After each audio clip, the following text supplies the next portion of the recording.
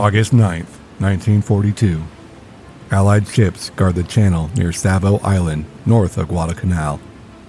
Shortly after 1:43 a.m., Japanese cruisers open fire and catch the Allies off guard. The HMAS Canberra is immediately struck and engulfed in flames as Japanese shells smash through her bridge and gun mounts. The ship is left dead. Without power, she drifted helplessly across the channel.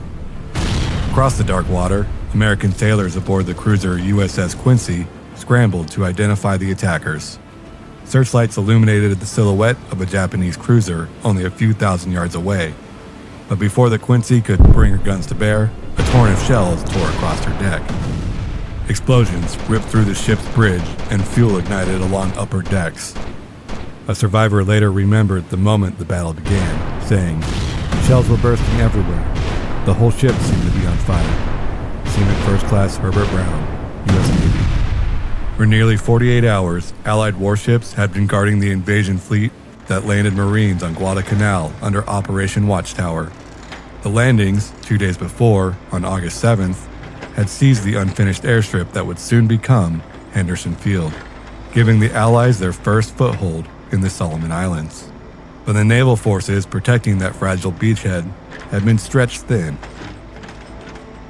Heavy cruisers and destroyers patrolled a wide perimeter around the transports still unloading supplies. The ships belonged to several Allied nations, assembled quickly for the invasion and operating together for the first time in combat. Radar coverage remained uneven, and crews had already spent 2 days fighting off Japanese air attacks from Rabaul. As night fell on August 9th, the Allied patrol line north of Guadalcanal had begun to relax. Far beyond the horizon, however, a Japanese cruiser squadron had been racing south through the Solomon Islands. Commanded by Gunichi Mikawa, the ship had departed Rabaul during the afternoon of August 8th. Steaming at high speed through the narrow island channels, they were spotted by American reconnaissance aircraft. However, the Allies struggled to determine their course. Japanese crews trained extensively, their naval doctrine placing great emphasis on night combat. With the ability to effectively navigate, coordinate, and attack in darkness, Mikawa intended to use those advantages to strike the Allied fleet before dawn, stating that the transports must be destroyed tonight. Shortly before midnight on August 8th, Mikawa's cruisers slipped past the outer Allied patrols and entered the waters north of Savo Island. Rain squalls drifted across the sea, reducing visibility while masking movement of the Japanese formation. At 1:43 a.m., Japanese searchlights snapped on. The attack began immediately. Shells from multiple cruisers slammed into the HMAS Canberra, crippling the vessel within minutes. Nearby Allied ships struggled to understand what was happening as the Japanese formation cut through the Allied patrol line.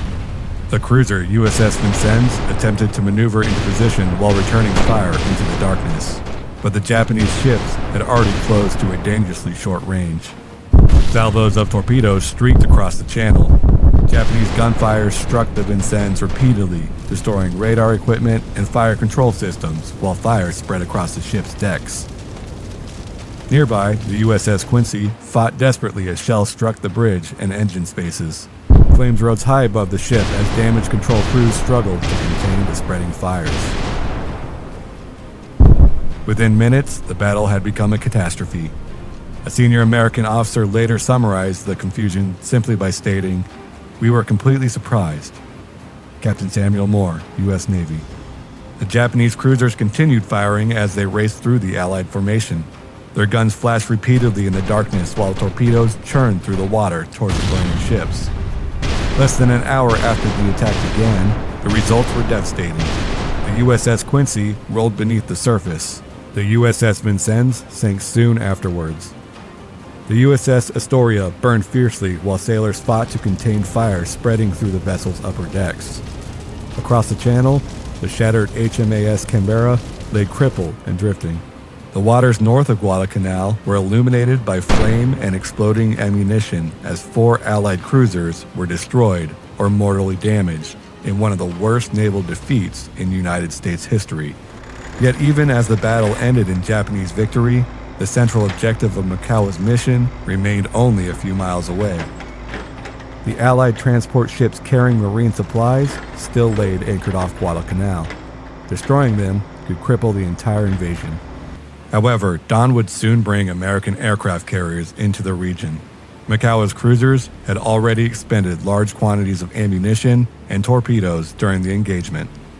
Remaining near Guadalcanal risked exposure of the squadron to devastating air attack once daylight arrived. Japanese officers debated the decision as the ships regrouped after battle. Despite the destruction already inflicted on the Allied fleet, Mikawa ordered withdrawal. The cruisers' column turned north and steamed away through darkness before the transports could be located. Behind them, the burning wreckage of Allied cruisers drifted across the channel near Savo Island. When daylight arrived on August 9th, the scale of disaster became clear. 4 heavy cruisers had been lost in a single night. The defeat stunned Allied commanders who had believed the invasion fleet held naval superiority in the region. For Marines holding Guadalcanal, the consequences soon became visible offshore.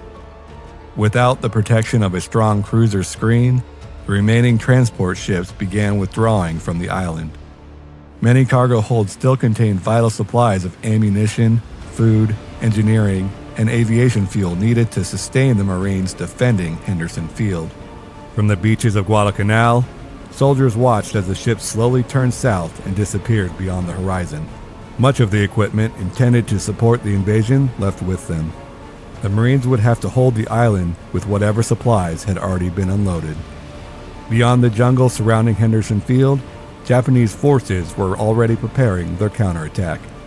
The struggle for Guadalcanal had entered a far more dangerous phase. If you've liked this content, consider subscribing and liking this video. Comment down below on your thoughts or what you'd like to see next.